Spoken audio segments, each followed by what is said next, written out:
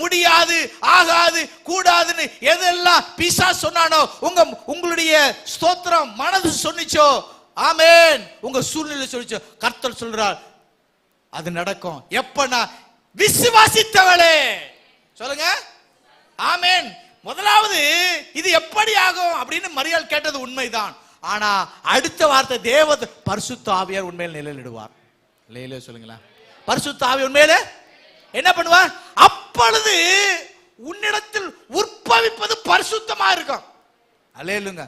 அப்ப ஆண்டவர் உங்கள் வாழ்க்கையில புதுசா ஒன்றை என்ன பண்ணுவார்? தோன்ற செய்வார், பிறக்க செய்வார், உற்பத்தி பண்ணுவாருங்க. இல்லனா கூட, ஏன்னா ஒன்றுமில்லாம ஒன்றை உருவாக்குகிற தேவன். அல்லேலூயா சொல்லுமா.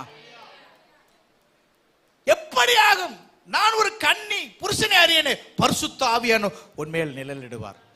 பூமியானது ஒழுங்கின்மை வெறுமையா இருந்தது, ஆழத்தின் மேல் இருள் இருந்தது.